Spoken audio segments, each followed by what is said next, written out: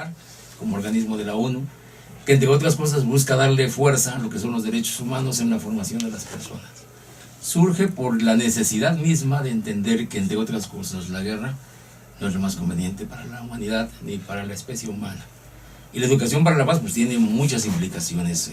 Desgraciadamente se conoce poco, se habla poco, hay muchas iniciativas sobre el tema a nivel nacional, a nivel mundial, pero la educación como una iniciativa global en el sentido de la paz no se da en todos los niveles educativos ni en la manera que debiera darse. También hay otra implicación que a veces se supone que la educación para la paz es solo para la primaria o para la secundaria. Exacto. Y la educación para la paz debe llegar hasta la universidad, incluso a los posgrados, porque de entender la paz vamos a entender la justicia. Sin paz no puede haber justicia y sin justicia no puede haber paz. Yo creo que son las dos primeras grandes implicaciones que tiene la educación para la paz. Desde el punto de vista pedagógico, la paz significa también, la educación para la paz y la cultura de la paz significan acciones no solamente de un taller o de una iniciativa, no, es un proceso que requiere a todas las escuelas, todos los centros, todos los sistemas y los subsistemas educativos implicados en un desarrollo de lo que es la paz. Yo creo que por ahí tendríamos que comenzar. Entonces, ¿es un tema antiguo? Sí. ¿Es un tema relevante? Muy relevante. ¿Es un tema necesario? Absolutamente. Y de mucha pertinencia en términos de lo que sucede en la realidad nacional. Y es un tema justamente de moda, lamentablemente justo por lo que vivimos, pero también es un tema que se ha escuchado en otras latitudes, de repente como muy, como un término muy de moda, ¿no? Me parece. Sí. Y justamente Mario tiene una palabra que a mí me gusta mucho, que es no hay que trivializar la ética, ¿no? Porque cuando las cosas se vuelven de un modismo y una situación de moda, automáticamente pierden su significancia. Y la educación para la paz es algo que requiere de fondo, de forma, de estructura, de implicaciones políticas. Curiosamente la paz también tiene sus implicaciones políticas, claro. Y que requiere, por supuesto, de un proyecto de fondo en términos de los valores perseguibles y deseables como nación, como país, como humanidad y como centros educativos. Porque justo al trivializar los términos se pierde desde luego su importancia, y también cualquier persona puede hablar sobre eso, o cualquier persona es experta en el tema y cualquier persona se para delante de nosotros a decirnos tal cosa, ¿no? Sí, yo completaría nada más la aportación de Manuel mencionando eso, ¿no? Que a veces la ética en esta cotidianidad y necesidad un tanto a veces forzada por la propia sociedad se llega a trivializar, en el sentido de que podemos incluso hacer ética de frases, ética de citas, ética de libros, ¿no? Que a veces, en lugar de aportar un poco a la propia reflexión, pues nos alejan básicamente de ella, ¿no? Yo, aportando un poquito más nada más a lo que dijo ya Manuel, añadiría que también educación para la paz tiene que ver con una cuestión muy importante. Es cierto, es educación, es cierto, es el proceso de darnos cuenta que existen valores, formación y demás situaciones, pero también es el momento preciso para crear un horizonte de comprensión del otro fundamental, ¿no? Nos tenemos que dar cuenta que esta sociedad en la cual ahora vivimos, posmoderna, también de alguna manera ha llevado a los muchachos, a los jóvenes, a comprenderse como aislados dentro de una sociedad a la que pertenecen. Eso es algo muy importante. Parecen seres solitarios, cínicos dentro de un mundo de personas, ¿no? Entonces también la educación para la paz tiene que estar dirigida a la reflexión personal y además en relación con el otro, ¿no?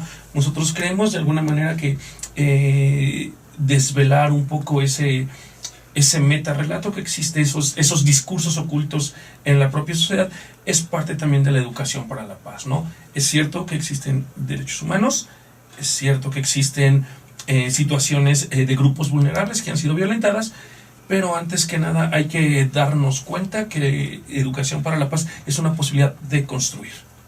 De acercarnos y en ese acercamiento ir construyendo, creo, procesos distintos de comunicación y de relación, ¿no? Por supuesto. Nos vamos a ir a un corte. Estamos platicando con el maestro Manuel Morales Carrión y con el licenciado Mario Alberto Sandoval Martínez sobre el tema que nos ocupa, que es educación para la paz. Si tienen algún comentario pueden hacerlo a nuestras redes sociales, Rostros de la Trata, en Twitter y Facebook, o bien a las redes sociales de la estación, @acústica_radio o acústica radio en Facebook. En unos segundos regresamos. Para La Paz, con el maestro Manuel Morales Carrión y el licenciado Mario Alberto Sandoval Martínez, a quienes, antes de continuar con el tema, que me parece además que está bastante relacionado con el tema de nuestro programa, ¿podrían rápidamente platicarnos qué es esto del tazón de ética? Porque suena, bueno, a mí me suena tan bonito. El Tazón de la Ética es un evento que tenemos nosotros dentro del TEC de Monterrey para los alumnos de bachillerato que cursan la materia de pensamiento y reflexión filosófica. Y generalmente, así en pocas palabras, es el involucramiento de estudiantes y profesores en un torneo de debate sobre dilemas éticos. Y estos dilemas éticos sustentados en criterios éticos, en argumentos éticos, en valoraciones éticas, a la luz de la razón. Y esto implica pues que se junten los miles de estudiantes que están cursando la materia en todo el territorio nacional, de manera presencial en el aula, luego en el campus, y posteriormente el equipo vencedor se encuentra con otros en alguna sede designada en el país y se debate sobre estas cuestiones. Aquí la característica del debate no es de vencedor y ganador, sino la característica del debate es cómo incorporo yo los argumentos del otro en mejorar la respuesta a una solución de un problema ético. Fundamentalmente eso es. Pero obviamente pues en términos juveniles y de los profes también implica mucho apasionamiento, implica mucha discusión, investigación y la propuesta de soluciones nuevas a conflictos, en algunos casos viejos, y en otros en dilemas de futuro. Entonces es un trabajo muy interesante porque los muchachos, voy diciendo de paso, ajustado a nuestro tema, una de las cosas que existen de manera exigible para quien habla de programas o de formación para la paz es la coherencia. Entonces, si nosotros enseñamos a los estudiantes a ser coherentes con lo que piensan, con lo que dicen, lo ven en su profesor, que de paso adelante, esta es una metodología de enseñar para la paz, que el alumno debe ver en su profesor la coherencia de vida entre lo que dice y lo que hace. Esa es la primera cuestión con la cual empezamos a acabar con la tensión violenta que a veces hay entre estudiante y profesor, porque de alguna forma el que domina es el profesor por los contenidos que supone, lleva de la mano en función de la relación estudiante-alumno. Entonces, esto nos ayuda a que los muchachos vean la importancia de la coherencia, la consistencia en los argumentos, la racionalidad en los mismos, y que la ética sin responsabilidad y sin acción no existe. Eso lo hacemos cada año con los alumnos que estudian esta materia.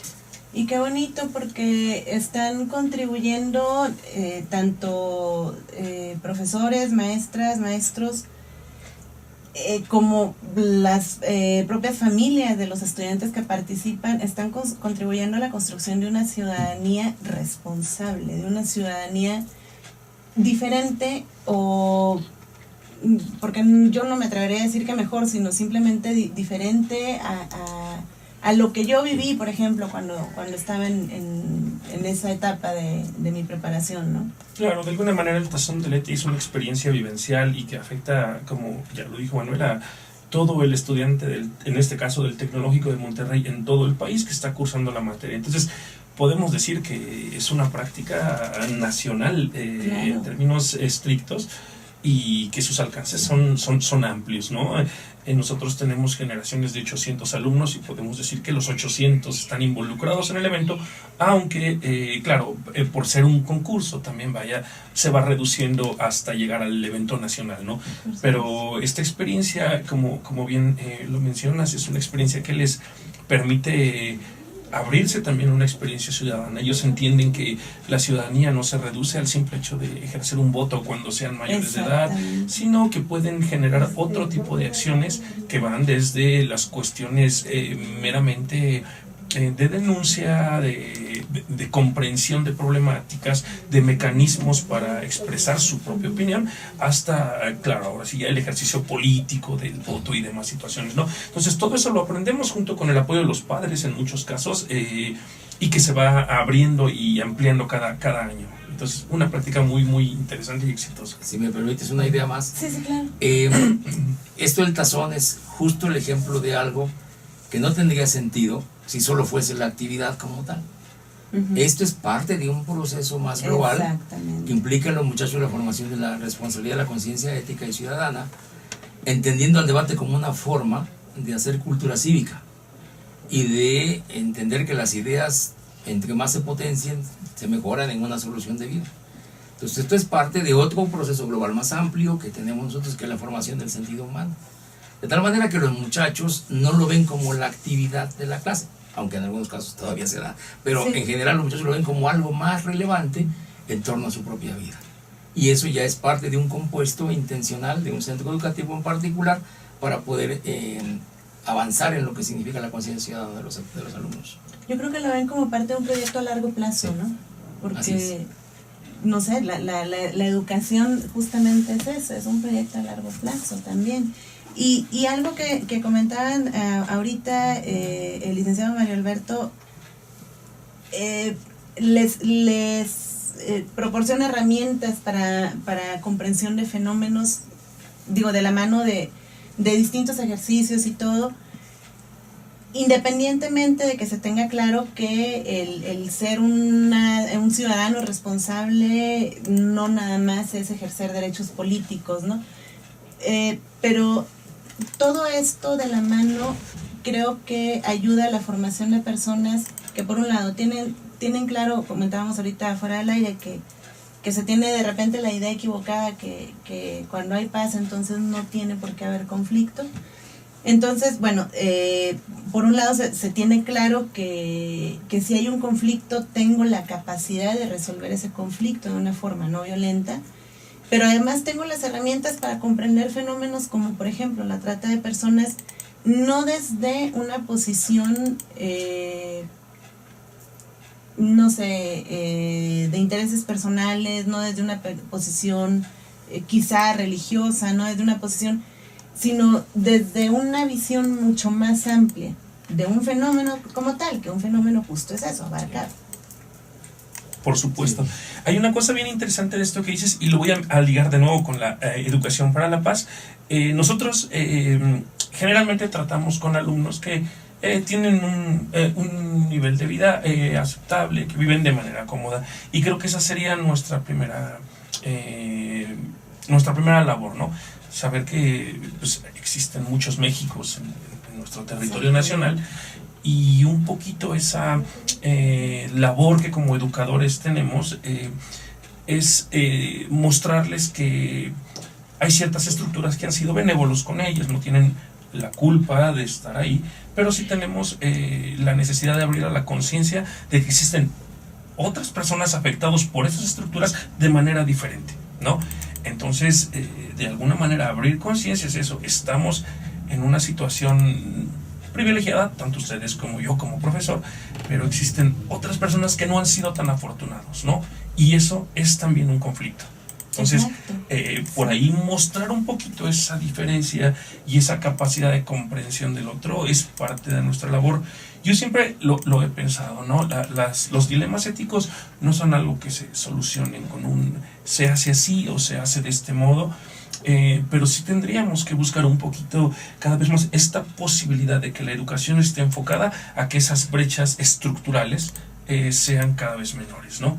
De alguna manera, en nuestro trabajo basado en la problemática de casos, en la problemática de situaciones límite, no buscan exponerles a los alumnos el problema como tal y decirles, miren, ellos son los que más sufren, pobrecitos, vamos a ayudarles, como decía Manuel, dándoles asistencia. Vamos a ser asistencialistas, ¿no? Parece que nosotros es mostrar que esa posibilidad y esa cuestión de reflexionar por el otro está siempre presente, ¿no? Sí.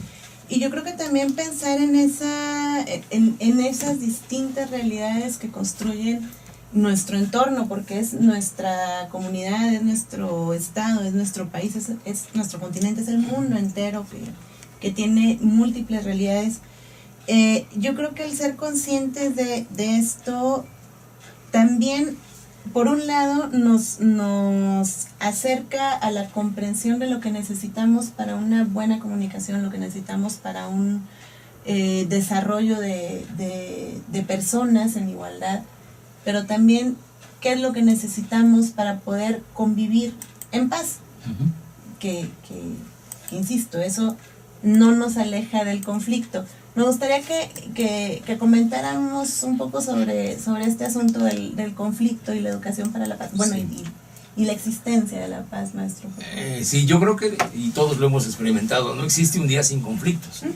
Todos tenemos, muchas veces se piensa peyorativamente que el conflicto implica violencia, no necesariamente violencia física, hay violencia simbólica, hay violencia con la propia decisión de si mi trabajo es el que me conviene o no, por ejemplo. Exacto. Que es una tensión entre el sujeto que tiene que decidir, que aquí es donde entra la parte ética, ¿no? Entonces, cuando hablamos del conflicto, el conflicto empieza por un conflicto cognitivo, que es la parte que nosotros hacemos intencionalmente. Hay que deconstruir para construir. A veces los propios conflictos son con nuestros propios prejuicios, y esos a veces son los más difíciles de combatir, curiosamente. Cuando uno pensaría que la gente está dispuesta a, resulta que la gente no está dispuesta a hablar de sus propios conflictos y a entender que del conflicto propio empieza el entendimiento del conflicto externo. Entonces, cuando uno lleva, y esta es parte de la metodología intencional, cuando uno lleva al estudiante a reflexionar, buscando que tenga una apertura en su conciencia moral, en ese momento los estudiantes empiezan a darse cuenta de que efectivamente lo que ellos tienen en la cabeza, voy a usar un término que usaba un maestro mío, que es epistemofílico, o sea, entró en nuestra conciencia por el conocimiento, ¿no? El conocimiento científico o de cualquier tipo de conocimiento, y lo creemos, ¿no? Entonces, cuando una situación se convierte en una creencia, pues los prejuicios y las creencias en algunos momentos de la vida, pues van de la mano. Coincide. Y al ir de la mano, entonces obstaculizan el desarrollo del valor. ¿Por qué le digo esto? Porque el valor finalmente es un horizonte de vida. Todos los valores son horizontes de vida y que nos invitan a, ¿no? Ese es justamente el sentido de la ética.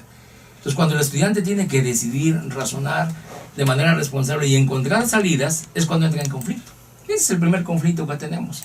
Luego este muchacho, una vez que le queda claridad del conflicto, probablemente tenga otro conflicto en casa cuando tenga que plantearle a sus padres de que a lo mejor la forma en que ellos les han hecho entender la justicia o la distribución de la riqueza o qué sé yo, cuántas cosas los muchachos se planteando, ¿por qué voy al antro o no voy al antro? Ese tipo de cosas también les implica otro conflicto. Y así entonces el chico empieza a entender que de ese proceso de conflictuarse empieza a tener claridad. Y de la claridad empieza a tomar, en orientación a esos horizontes de vida llamados valores, empieza a tomar sus propias decisiones. Y es cuando nosotros decimos, hemos cumplido con nuestro trabajo. Porque en ese momento, cuando un sujeto es capaz de tomar sus propias decisiones, porque la voluntad y la libertad son de cada sujeto, ya en ese momento tiene claro con base en qué orienta sus acciones, con base en qué orienta sus decisiones, y ahí empezamos a entender la primera parte del conflicto.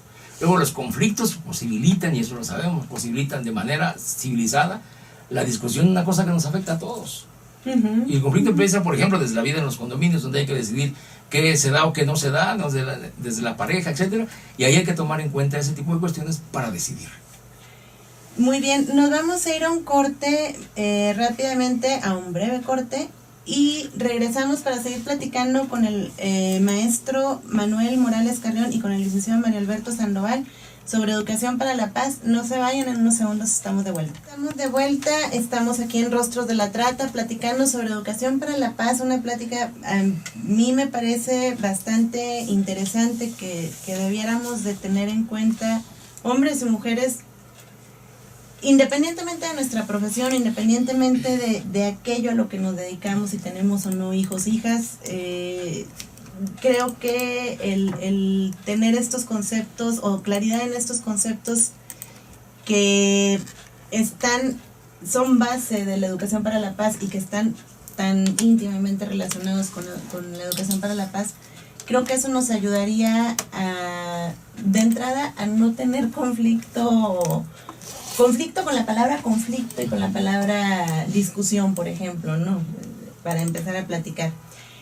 Me gustaría, maestro Manuel Morales o licenciado Mario Alberto, cualquiera de los dos, o los dos por supuesto, ¿qué ventajas tiene no nada más la educación para la paz? ¿Qué ventajas tiene el poder permitirnos el acercarnos a estos conceptos desde distintos ángulos, el acercarnos a estos conceptos, creo yo, sin prejuicios? Bueno, está un poco complicado, ¿verdad?, hacerlo.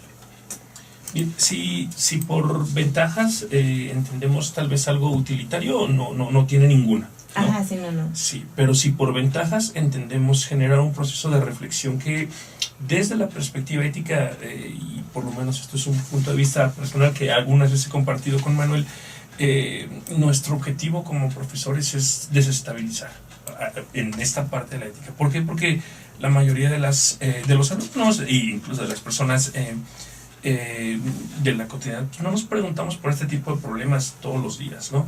Entonces, la labor del ejercicio ético que nosotros tenemos con los chicos es desestabilizarlos un poco para que esto despierte su proceso de pensamiento, primero hacia él, vea el papel que él tiene y después lo revierta hacia afuera, ¿no?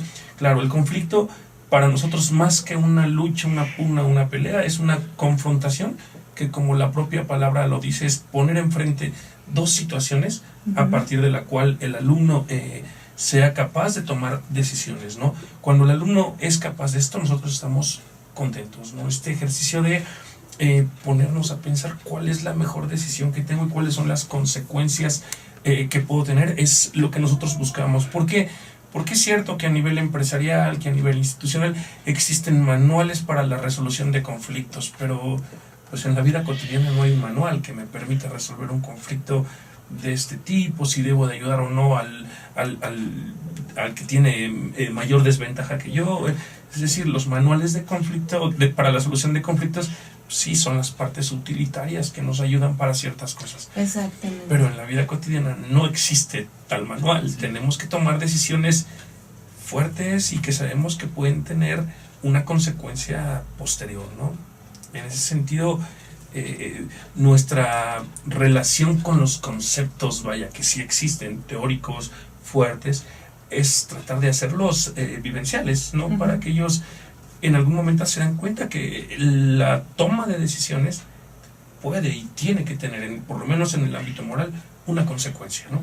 Que yo creo que esa es parte de ser una persona responsable, no tener esa dimensión de la consecuencia de nuestros actos y asumirlo y decir, yo lo decidí y yo lo afronto, punto, no hay vuelta de hoja. Y sobre todo, perdón que ahora me robé la palabra, esta noción de responsable, ¿no? Yo recuerdo que pongo siempre un ejemplo a los muchachos en donde que la propia Hannah Arendt plantea en uno de sus textos que se llama La banalidad del mal, ¿no?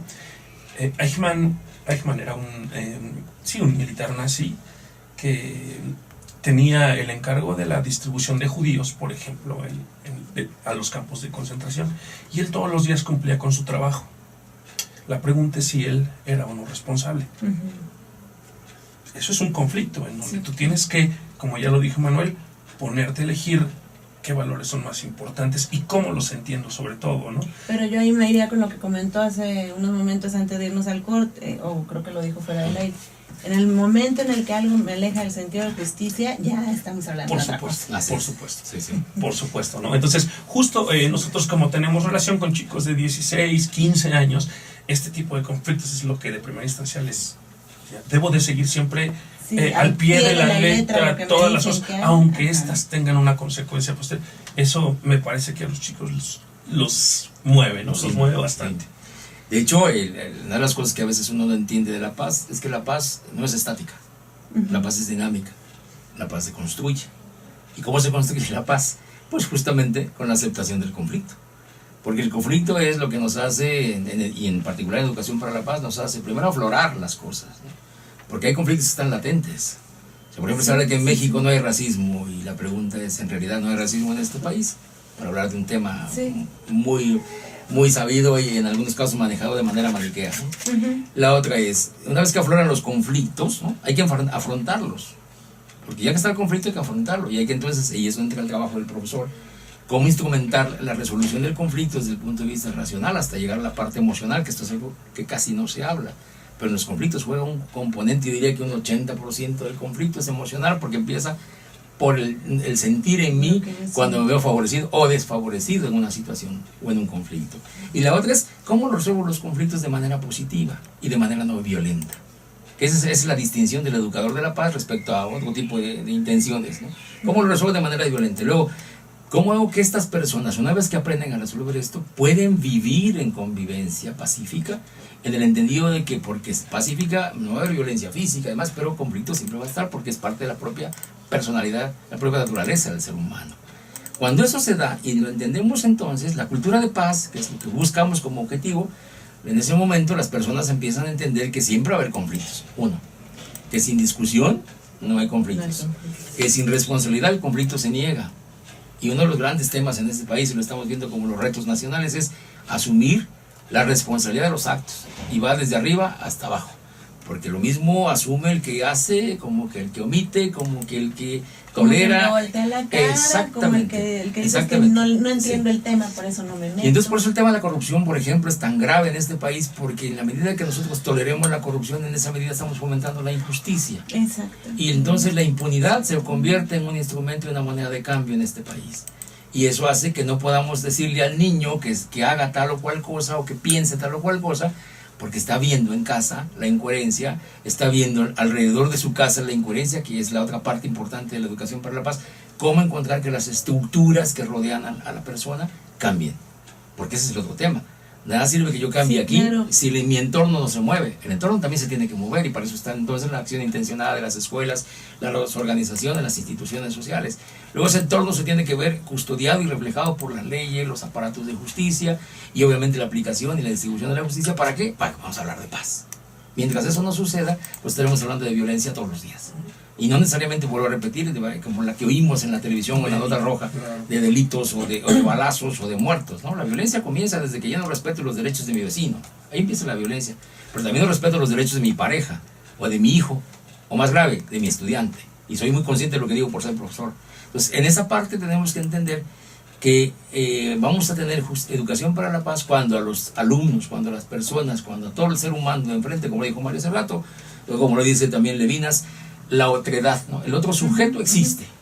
No está ahí nada más para que haga lo que tú quieras, ¿no? El otro sujeto también. Ni para beneficiarme de su existencia. Exacto. Es en lo que tenemos que trabajar y ponernos de acuerdo.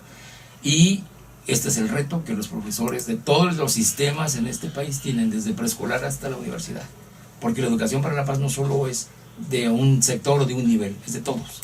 Y obviamente la familia, ¿no? Como gran institución educadora.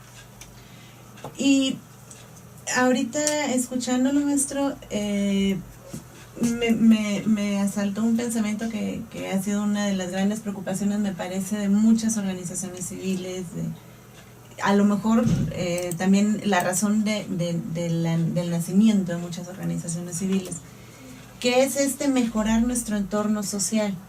Porque bien decía, bueno, sí, me puedo encargar yo con mi alumno, alumna, con mis hijos, hijas, etcétera, de que en casa tengan o en el salón tengan el mejor de los ambientes, que tengan las mejores condiciones, que puedan discutir, que puedan resolver, etcétera, pero de nada sirve si en el camino a su casa o en el camino al cine, porque no necesariamente tiene que ser a la casa, viven distintas situaciones de violencia o se enfrentan a distintas situaciones que rompen en cierta forma con todo lo que ya les pude haber enseñado o con todo lo que pudieron haber aprendido. Me gustaría, ahora regresando del corte, que pudiéramos hacer este análisis de cómo podemos desde nuestra posición a poner un granito de arena en estos otros espacios para ir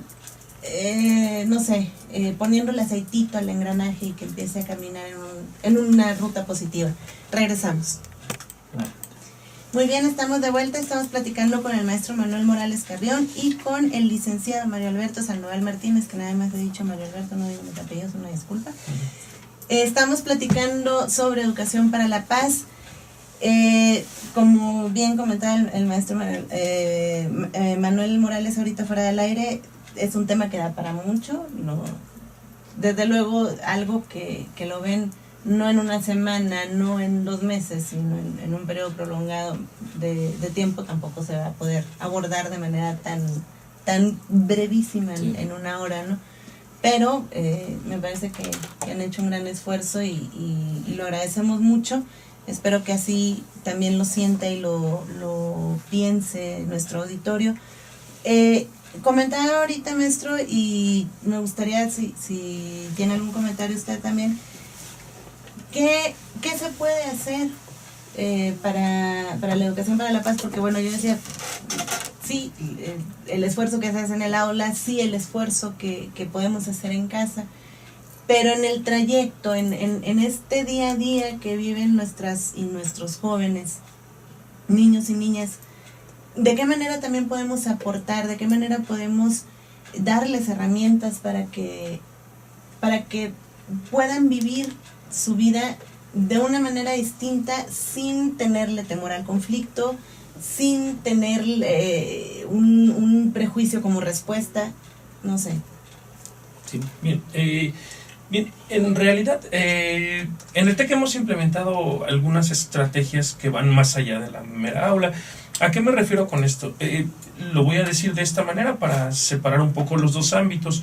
Generalmente una sociedad y su ámbito de formación o de desarrollo está basada en tres sectores muy importantes, que son la parte del gobierno y todas las obligaciones que ellos tienen para con los ciudadanos. Está la parte de las relaciones empresariales, industriales y demás, que también apoyan y aportan a la sociedad. Y por supuesto está la parte del tercer sector o el pueblo, la gente y todo esto, ¿no? A cada uno de nosotros nos toca trabajar en círculos distintos, ¿no? Esto no quiere decir que porque nosotros hagamos acciones desde el tercer sector tenemos que desligar la obligación que tiene el gobierno con nosotros. Exacto. Pero también de manera viceversa, al revés, ¿no? No podemos pretender que el gobierno haga todo por nosotros. Repito, no le quitamos la obligación y la obligatoriedad que ellos tienen para con la gente. Pero sí es cierto que desde las asociaciones civiles o desde los ámbitos comunitarios nosotros podemos generar acciones que nos ayuden a la construcción de una ciudadanía social y responsable, ¿no? ¿Qué es lo que nosotros hacemos desde el TEC? Bueno, como no pertenecemos a una organización política ni tampoco somos una empresa o una industria, lo que hacemos es desde este ámbito de la educación generar y despertar actividades que lleven a los chicos a percatarse que desde cualquier actividad que ellos desarrollen a futuro, por ejemplo, en el ámbito de la ingeniería, de la química, del derecho, de cualquiera de las profesiones que se instauren, existe la posibilidad de hacer ejercicios de corte ciudadano, ¿no? Estas cátedras y estas capacitaciones que tenemos para profesores en ciudadanía transversal buscan eso, ¿no? Buscan que los muchachos se den cuenta que en toda actividad profesional está la posibilidad de desarrollar ejercicios de práctica ciudadana responsable. Cierto, estamos iniciando, estamos en un proceso de construcción de todo este engranaje, como bien lo mencionaste, buscando resultados que, repito, no son medibles de un día a otro, sino que esperamos sean vistos después, ¿no? Por otro lado, en la prepa también, y eso ahorita nos lo contará el profesor Manuel, tenemos un programa que ha durado 3 años y que solo después de 3 años podemos empezar a ver qué tan buenos resultados da o qué tan malos resultados da, ¿no? Pero creo que no. Sí. De camino al cierre de la entrevista, yo creo que hay que recordar entonces 3 cosas. La primera, la educación para la paz es un proyecto ético. O sea, tiene un componente ético, tiene un componente político y por supuesto tiene un componente pedagógico. Dentro de la parte del componente pedagógico, la primera cuestión que se debe hacer, y ahí sí digo se debe hacer para educar en la paz, es la relación maestro-alumno tiene que ser positiva. Tiene que partir del concepto de igualdad, no en el sentido de tratar a todos iguales, sino tratarlos a todos bien. En esa medida los estudiantes entienden que cada quien tiene roles, el profe los suyos y el alumno los suyos. En un segundo momento tenemos que ver la coherencia del profesorado. Si no hay coherencia, no hay una posibilidad de cambio, a pesar de que entre los propios profesores puede haber discrepancia, porque tenemos que tener claros que hay valores paraguas, por decirlo de alguna forma, que sustentan el actuar educativo.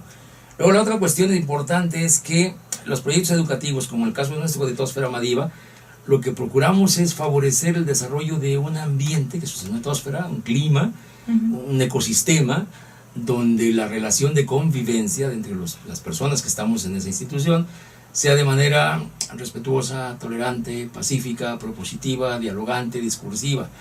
Eso conlleva entonces que el profesor es coherente con esto, que toma en cuenta las emociones de los estudiantes, porque es bien importante para esto, que centramos la educación para la paz en los derechos humanos. No puede haber otra más que una escuela laica. Lo más relevante es cómo se centra en función de los derechos humanos, cómo educamos en la expresión de la diversidad, de la inclusión, cómo favorecemos el desarrollo de las personas, ¿no? Cómo favorecemos la coeducación, el aprendizaje colaborativo, el aprendizaje cooperativo y fundamentalmente cómo favorecemos el respeto a las ideas de las personas. Porque una vez que se favorecen, se dan.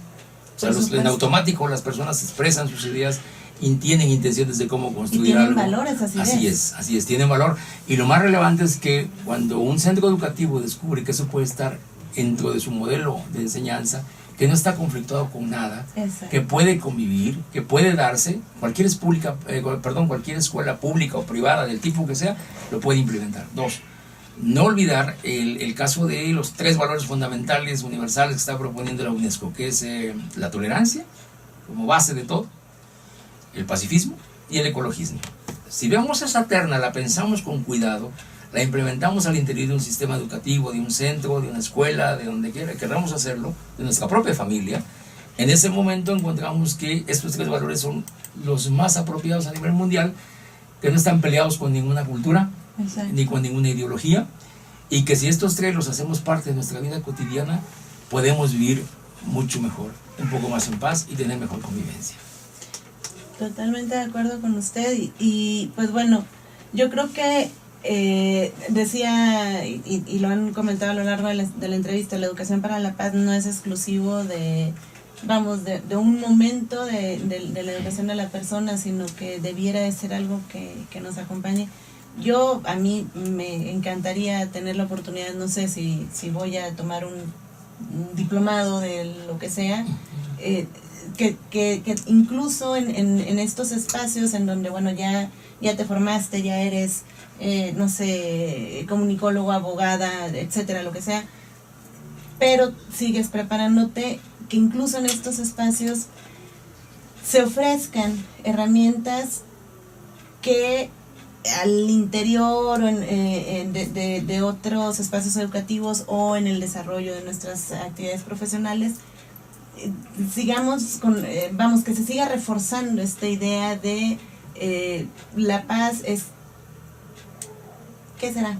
¿La meta o será el camino? Y digo que es el camino. Sí, como bien lo dijo, ¿verdad? Que se nos ofrezcan herramientas, que se nos recuerde a cada momento que que la existencia del conflicto es algo que debemos de abrazar, de reconocer, de aceptar y de resolver. Tan sencillo como eso. ¿Alguna forma de contacto que nos puedan proporcionar cualquiera de los dos o los dos? Pues si gustan, mi correo electrónico es manuel.morales@itesen.mx. Muy bien, perfecto. El mío es masandoval@itesen.mx. Muy bien, bueno, pues muchas gracias. Espero que no sea la última vez que nos puedan acompañar aquí o en cualquiera de nuestros espacios. Platicamos con el maestro Manuel Morales Carrión y con el licenciado Mario Alberto Sandoval Martínez sobre educación para la paz. Estamos en Acústica Radio y el próximo lunes estamos aquí en punto de las 12 horas. Muchas gracias.